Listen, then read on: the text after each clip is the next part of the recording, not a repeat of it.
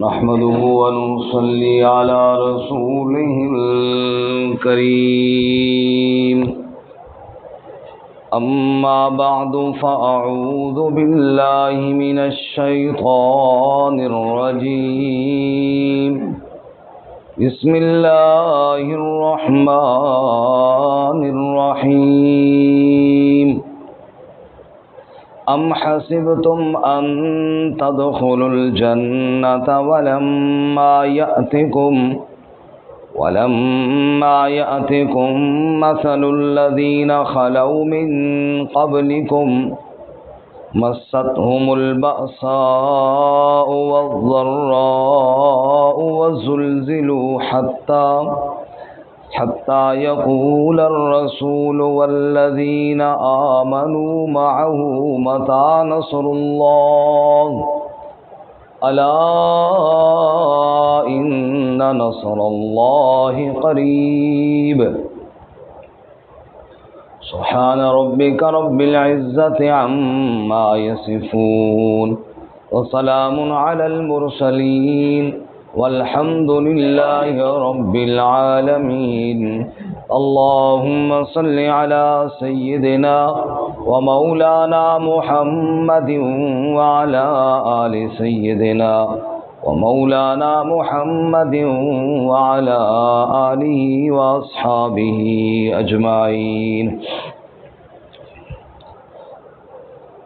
معزز سامعین،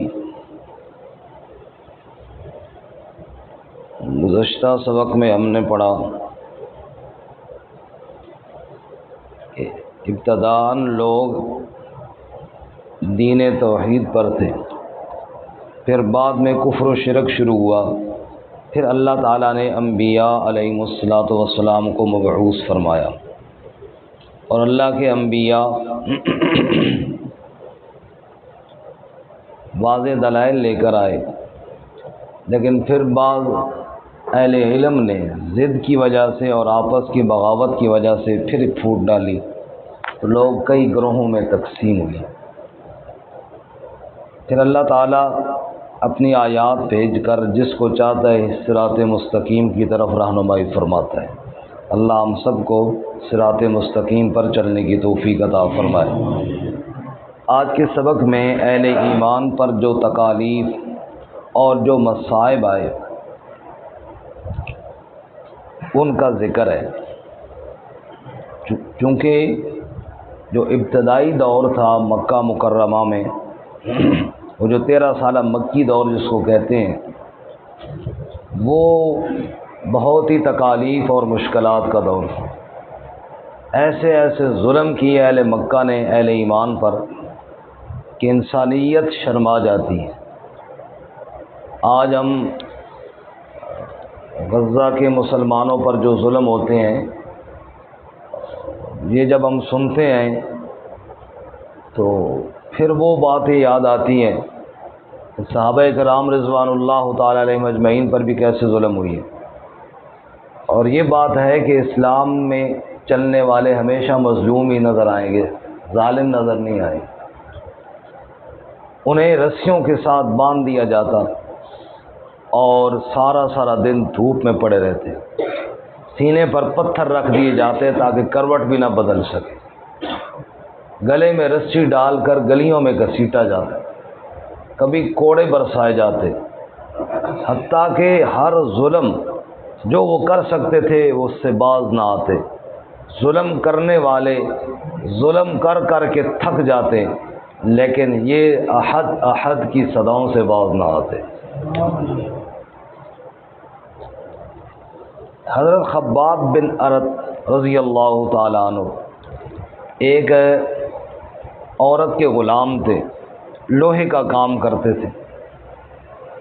وہ کبھی لوہا یہ گرم ہوتا وہ آ کے اٹھا کے ان کے اوپر رکھ دیتے، اور چونکہ یہ غلام بھی تھے اور وہ ظالم ان پہ ظلم کرتی اور کہتی کہ لا الہ الا اللہ سے باز آ جاؤ ورنہ یوں ہی جلا دوں گی، کبھی تو آگ کی بھٹی میں پھینک دیتی۔ یہ سارے ظلم ہوئے۔ حضرت خباب نے ایک دن عرض کیا، یا رسول اللہ، آپ دعا کریں اللہ سے کہ اللہ تعالی ہماری جان چھڑائے ان ظالموں سے، اللہ تعالیٰ ان ظالموں سے ہماری جان چھڑائے، ہم کب تک یہ ظلم سہتے رہیں گے، کب تک اسی طرح مار کھاتے رہیں گے؟ تو رسول اللہ صلی اللہ علیہ وسلم نے فرمایا، خباب تم سے پہلے اہل ایمان کے ساتھ کیا کچھ ہوا تجھے نہیں پتہ کہ آرا سر پہ رکھ کر 2 ٹکڑوں میں ان کو کاٹ دیا جاتا ہے، اور بعض دفعہ لوہے کی کنگھیوں کے ساتھ ان کے جسم سے گوشت نوچا جاتا اور ہڈیوں سے الگ کیا جاتا، لیکن اس سب کے باوجود وہ ایمان سے ایک ذرہ بھی پیچھے نہیں ہٹے۔ اس لیے تم صبر کرو، بس اللہ تعالیٰ کی مدد آنے والی ہے۔ ادھر رسول اللہ صلی اللہ علیہ وسلم نے حضرت خباب کو یوں تسلی دی، ادھر اللہ تعالیٰ نے یہ آیت نازل فرمائی جو ہمارا آج کا سبق ہے، ام حسبتم ان تدخلوا الجنہ، تم نے کیا گمان کیا تم یوں ہی جنت میں چلے جاؤ گے؟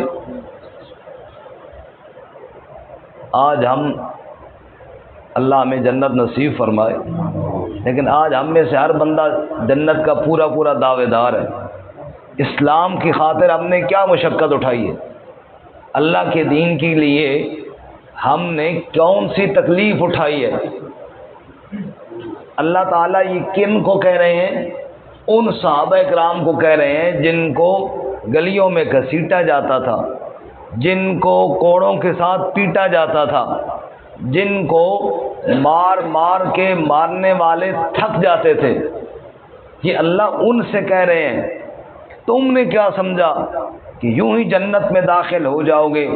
وَلَمَّا يَأْتِكُمْ مَثَلُ الَّذِينَ خَلَوْا مِن قَبْلِكُمْ، اور ابھی تمہارے پاس نہیں آئی مثال ان لوگوں کی جو تم سے پہلے گزر گئے تھے، پہلے ایمان والوں پر جو ظلم ہوئے ان کے قصے تم نے نہیں سنے؟ مَسَّتْهُمُ الْبَأْسَاءُ وَالضَّرَّاءُ، بأس لڑائی جھگڑا، ضراء جسمانی اذیتیں اور تکلیفیں، فرمایا انہیں بظاہر لڑائیوں اور جھگڑوں سے گزرنا پڑا، ان کے جسم کو نوچا گیا اور انہیں جسمانی تکالیف بھی پہنچائی گئیں، اللہ کی رضا کے لیے یہ سارے صدمے انہوں نے سہے، بلکہ وَزُلْزِلُوا، وہ ہلا کر رکھ دیے گئے، وہ جھنجھوڑ کر رکھ دیے گئے، اور اتنے دکھ ان پر آئے، حتیٰ یقول الرسول، یہاں تک کہ رسول بھی پکار اٹھے، والذین آمنوا معہ، اور جو ان کے ساتھ ایمان لائے تھے وہ بھی پکار اٹھے، متی نصر اللہ، اللہ کی مدد کب آئے گی؟ متی نصر اللہ، کہاں ہے اللہ کی مدد، کب اللہ کی مدد آئے گی؟ اللہ کہتے ہیں پھر میں نے کہا الا ان نصر اللہ قریب، خوب سنو اللہ کی مدد قریب آنے والی ہے۔ تو یہ تکالیف آئیں پہلے اہل ایمان پر بھی، ان کو بھی ستایا گیا اور ان کو بھی مارا اور پیٹا گیا۔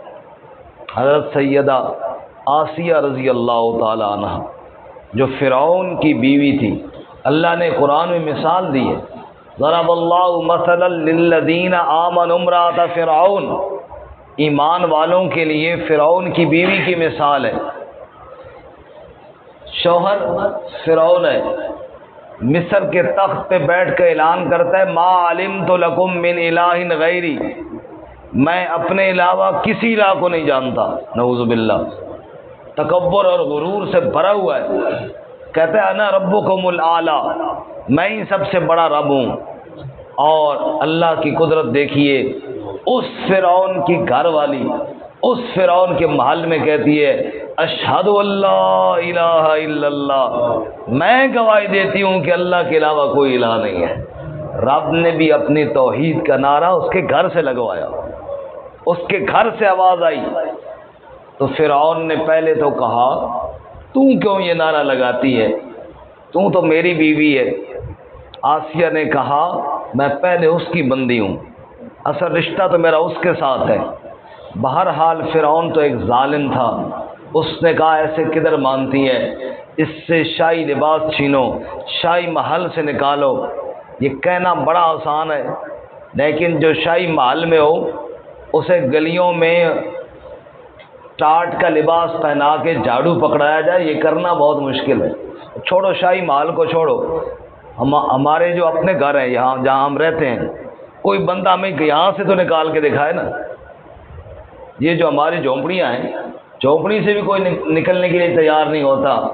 لیکن آسیہ نے اللہ کی محبت میں شاہی محل کو چھوڑا، شاہی لباس کو چھوڑا اور ٹاٹ کا لباس پہنا اور گلی کوچے میں آئی اور صدا لگائی، حسبی ربی جل اللہ ما فی قلبی غیر اللہ. اب میرے دل میں اللہ تعالیٰ کی محبت آ گئی ہے، دنیا کی کوئی طاقت میرے دل سے رب کی محبت کو نکال نہیں سکتی. پھر وہ ظالم، اس نے کہا یہ تو اس طرح بھی نہیں مانتی، اس کو کوڑے مارے جائیں، اس کے جسم میں میخیں ٹھوکی جائیں. وَفِرْعَوْنَ ذُو الْأَوْتَادِ، میخوں والا فرعون، اس نے میخیں ٹھکوائیں، کوڑے برسائے. اللہ مثال دیتے ہیں قرآن میں، فرمایا ایمان والوں کے لیے مثال ہے فرعون کی بیوی کی. جب وہ کوڑے مار رہے تھے، جب وہ میخیں اس کے جسم میں ٹھونک رہے تھے، اللہ تعالیٰ کہتے ہیں پتہ ہے پھر آسیہ کیا کر رہی تھی؟ آسیہ دل ہی دل میں میرے ساتھ باتیں کر رہی تھی، اور آسیہ کہہ رہی تھی رب ابن لی عندک بیتا فی الجنہ ونجنی من فرعون وعملہ ونجنی من القوم الظالمین. اے میرے رب، اگر تو نے جنت میں اپنے قریب مجھے کوئی مکان دے دیا نا تو فرعون کے ظلم کی مجھے کوئی پرواہ نہیں ہے. اے اللہ، فرعون کے ظلم سے مجھے بچا اور اپنے پاس جنت میں محل عطا فرما. اگلی بات سننا اور محبت کے ساتھ سبحان اللہ کہنا. نبی پاک صلی اللہ علیہ وسلم کی زوجہ محترمہ ام المومنین حضرت خدیجہ الکبریٰ رضی اللہ تعالیٰ عنہا کی جب وفات ہوئی تو میرے نبی نے فرمایا خدیجہ جب مرنے کے بعد وہ جنت میں جائے گی، جنت میں جو میری دوسری بیوی ہے نا اسے بھی میرا سلام کہنا. آپ صلی اللہ علیہ وسلم نے جتنے نکاح کیے حضرت خدیجہ کی وفات کے بعد کیے. اس وقت آپ کی دوسری بیوی دنیا میں کوئی نہیں تھی. حضرت خدیجہ نے پوچھا کہ آپ کی دوسری بیوی کوئی نہیں ہے تو آپ کس بیوی کی بات کر رہے ہیں جنت میں؟ تو آپ نے فرمایا خدیجہ تو نے قرآن نہیں پڑھا کہ جس میں آسیہ نے یہ دعا کی تھی رب ابن لی عندک بیتا فی الجنہ، اے اللہ اپنے پاس مکان مجھے دینا. اور خدیجہ تجھے یہ پتہ ہے جنت میں عام مومنوں کا مقام ہوگا، ان کا مرتبہ ہوگا، اس سے اوپر شہداء کا مرتبہ ہوگا، اس سے اوپر صدیقین کا مرتبہ ہوگا، اس سے اوپر انبیاء کا مرتبہ ہوگا، اور سب سے اوپر امام الانبیاء حضرت محمد مصطفیٰ صلی اللہ علیہ وسلم کا مرتبہ ہوگا. اور میرے جنت کے مکان کی نشانی ہے سقفہ عرش الرحمن، کہ اس سے اوپر پھر رب کا عرش ہے، اس کے اوپر اور کسی کا مقام نہیں. تو اللہ کے عرش کے قریب میرا مکان ہے. اور آسیہ نے یہ دعا کی ہے اللہ اپنے پاس مکان عطا کر، تو مجھے فرعون کے مال کی کوئی پرواہ نہیں ہے. آسیہ کا نکاح جنت میں اللہ میرے ساتھ فرمائیں گے. یہ عزت ملی ہے تکالیف اٹھانے پر ملی. اللہ نے مثال دی ہے ایمان والوں کے لیے، مثال ہے فرعون کی بیوی کے لیے. اللہ فرماتے ہیں ام حسبتم ان تدخلوا الجنہ، تم نے کیا سمجھا تم یوں ہی جنت میں چلے جاؤ گے؟ صرف زبانی دعوے ہی کافی ہیں تمہارے لیے، اطاعت کرنے کی کوئی ضرورت کوئی نہیں ہے. زبانی دعوے ہی کافی ہیں، نعرے لگانے ہی کافی ہیں، عشق مصطفیٰ کا نام لینا ہی کافی ہے، عمل بے شک زیرو ہو. تم نے یوں ہی سمجھا یوں ہی جنت میں چلے جاؤ گے. ابھی تمہارے پاس مثالیں نہیں آئی ان لوگوں کی، ان کے ساتھ کیا کچھ ظلم ہوا، ہلا کر کے رکھ دیے گئے، جھنجھوڑ کر کے رکھ دیے گئے، اور ظلم و ستم کے پہاڑ گرائے گئے ان پر، لیکن اللہ کی محبت میں سب کچھ سہ گئے، سب کچھ برداشت کر گئے. مثالیں تو بہت ساری ہیں لیکن وقت نہیں، چھوٹی سی مثال دیتا ہوں. سورہ بروج ہے والسماء ذات البروج والیوم الموعود وشاہد ومشہود قتل اصحاب الاخدود النار ذات الوقود اذ هم علیہا قعود وهم علی ما یفعلون بالمؤمنین شہود. اللہ کہتے ہیں خندقوں والوں پر لعنت ہو، خندقیں کھودی آگ سے بھری اور ایمان والوں کو پکڑ پکڑ کے آگ کی خندقوں میں ڈالنے لگے اور خود بیٹھے تماشا دیکھ رہے ہیں. ایک آدمی ایمان والا مرد یا عورت اس کو پکڑ کے آگ کی خندق میں پھینکا جاتا، وہ جلتا اور تڑپتا اور یہ بیٹھ کر تماشا دیکھتے. اللہ فرماتے میری محبت میں لوگ اس سے بھی گزر گئے، بعض مفسرین نے لکھا ہے اس سورہ بروج کے تحت ایک واقعہ، ایک ماں جس کے ساتھ دودھ پیتا بچہ ہے، ایمان والی ہے، اسے کہا گیا ایمان سے باز آ جا ورنہ تیرے بچے کو آگ میں پھینکیں گے۔ یہ پوچھئے نا ماؤں سے کہ معصوم بچے کو آگ میں پھینکنا تو دور کی بات ہے، چارپائی سے گر جائے تو ماں تڑپ جاتی ہے۔ اس نے کہا اللہ کی محبت کے لیے میں یہ بھی برداشت کر جاؤں۔ چنانچہ اس کے معصوم کو کھینچا گیا اس سے۔ اب وہ منظر دیکھیے اور سوچئے کہ ماں کے ہاتھوں سے بچہ کھینچا گیا ہے، آگے خندق اور گڑھا بھرا ہوا ہے آگ سے، اور اس کے اندر ڈالنے لگے ہیں، اور وہ ماں کہہ رہی ہے لا الہ الا اللہ، لا الہ الا اللہ، اللہ کے علاوہ کوئی الہ نہیں، اللہ کے علاوہ کوئی مشکل کشا اور معبود نہیں۔ چنانچہ اس کو پھینکا، رب نے اس کو گویائی عطا فرمائی، اور وہ بچہ بول کر کہتا ہے اندر آ مادر کئی نارست گلزار خلیل، منت و احسان کرد برما رب جلیل، ماں تو بھی اسی آگ میں آ جا، بظاہر تو آگ ہے اندر ابراہیم خلیل کا باغ لگا ہوا ہے۔ لیکن یہ ساری باتیں برداشت کی کس کی محبت کے لیے؟ بولو جی۔ اللہ تعالیٰ فرماتے ہیں اے اہل ایمان، ایمان والوں پر تکالیف آتی ہیں۔ مولانا روم رحمۃ اللہ علیہ فرماتے ہیں اگر گویم مسلمانم بلرزم، اگر گویم مسلمانم بلرزم کہ دارم مشکلات لا الہ الا اللہ، فرمایا جب میں یہ کہتا ہوں مسلمان ہوں تو لرز جاتا ہوں، کیونکہ میں جانتا ہوں لا الہ الا اللہ کہنا کوئی آسان کام نہیں ہے۔ ہمارے ہاں آسان اس لیے بن گیا ہے نا کہ ہم نے تو صرف وہ زبانی کلمہ ہی رٹا ہوا ہے، اس لیے، ورنہ اس کے جو مشکلات ہیں وہ بہت بڑی ہیں۔ بس اللہ ہمارا یہی قبول فرمائے، ورنہ ہمارے حالات تو بہت کمزور ہیں۔ ان کے حالات پڑھے ہیں نا کہ انہوں نے کیا کچھ تکالیف برداشت کی ہیں اور ہم نے کیا کچھ کیا ہے، ہمیں خوب معلوم ہے۔ اللہ تعالی ہمیں کوتاہیوں کو معاف فرمائے اور مرتے دم تک لا الہ الا اللہ پر قائم رکھے۔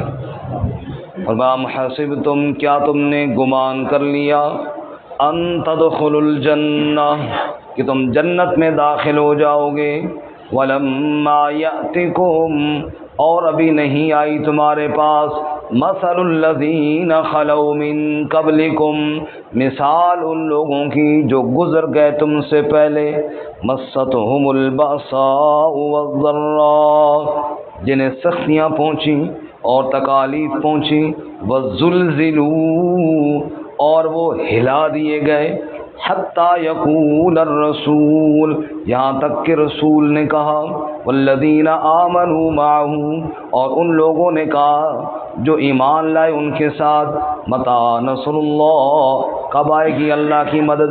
ہاں اس میں ایک بات میں رہ گیا ہوں کرنا، بھول گیا ہوں، حتیٰ یقول الرسول والذین آمنوا معه متى نصر اللہ، اس میں مفسرین نے تفسیر یوں بھی کی ہے، یہ جو متى نصر اللہ کا قول ہے یہ ایمان والوں کا ہے۔ ایمان والوں نے رسولوں سے پوچھا بھئی اللہ کی مدد کب آئے گی؟ آپ نے یہ تو کہا ہوا ہے کہ اللہ کی مدد آئے گی، کب آئے گی؟ تو یقول الرسول، رسول کا قول یہ آخر میں ہے، رسولوں نے بتایا کہ الا ان نصر اللہ قریب، یعنی رسول تسلی دینے والے تھے، ایمان والے مجبور ہو کر تڑپنے والے تھے۔ دوبارہ سنیے، حتیٰ یقول الرسول والذین آمنوا معه متى نصر اللہ، یہاں تک کہ کہا رسول نے اور ان لوگوں نے جو ان کے ساتھ ایمان لائے، کہاں ہے اللہ کی مدد یا کب ہے اللہ کی مدد؟ جواب، الا ان نصر اللہ قریب، خوب سن لو اللہ کی مدد بڑی قریب ہے۔